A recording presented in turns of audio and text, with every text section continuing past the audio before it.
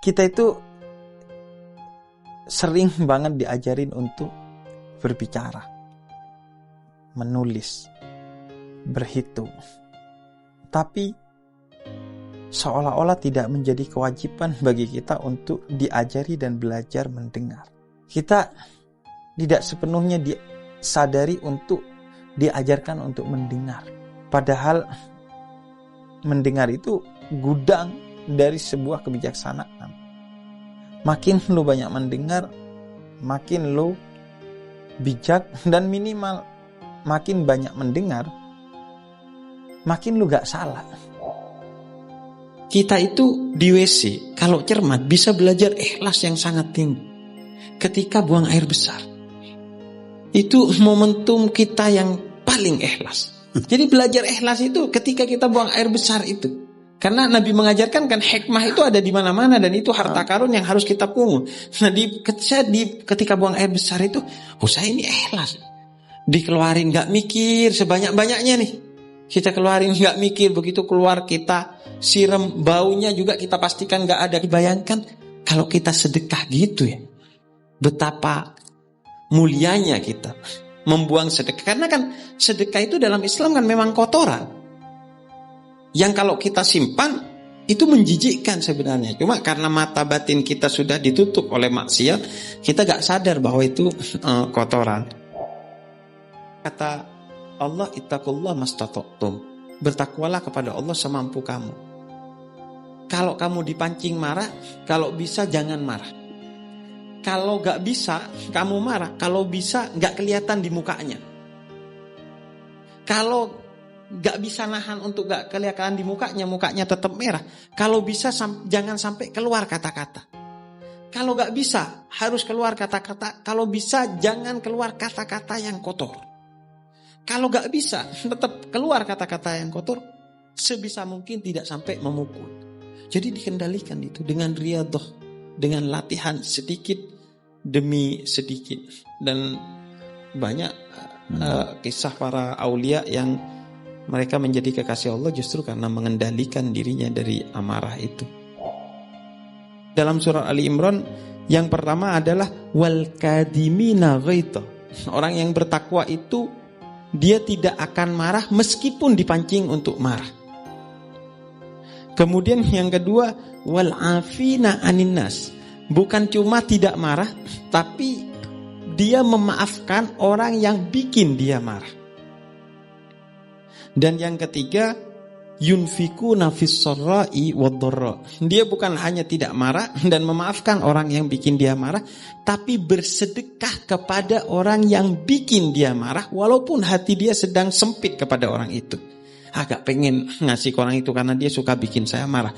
Bersedekahlah kepada orang itu. Karena kalau sedekah kepada orang yang baik, itu namanya transaksi, baik dibalas baik.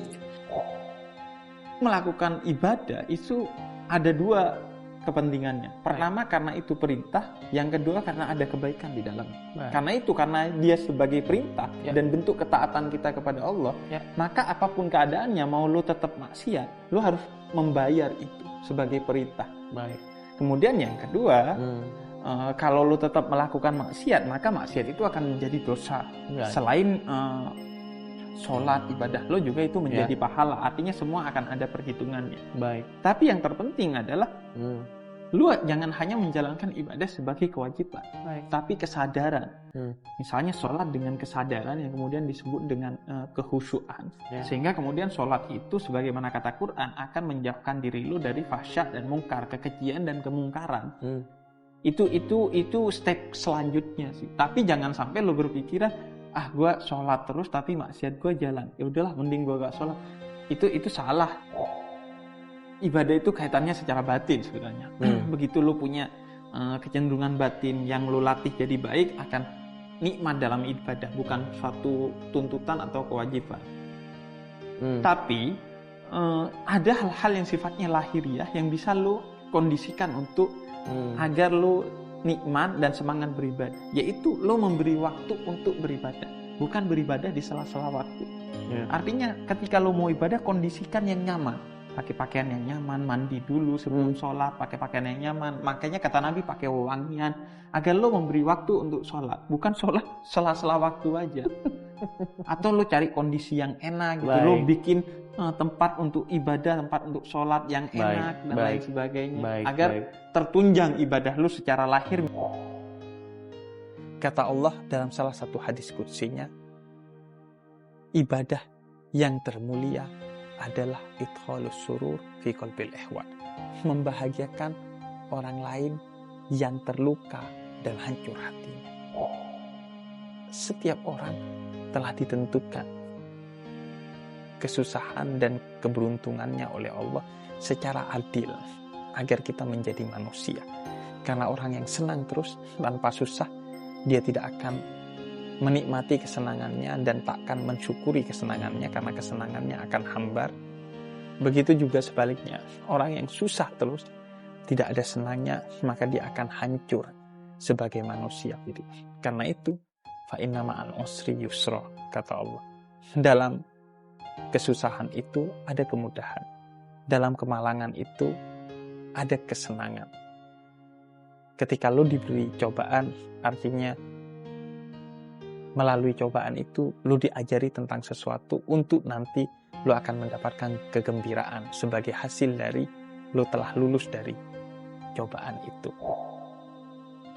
Jangan pernah menjadikan pandangan manusia sebagai tolak ukur bagi diri. Hanya Allah lah tolak ukur yang paling mutlak.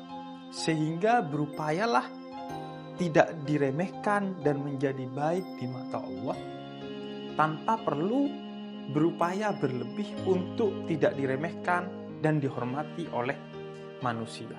Menjaga kehormatan di mata manusia itu penting, tapi posisinya di bawah kehormatan kita di mata Allah.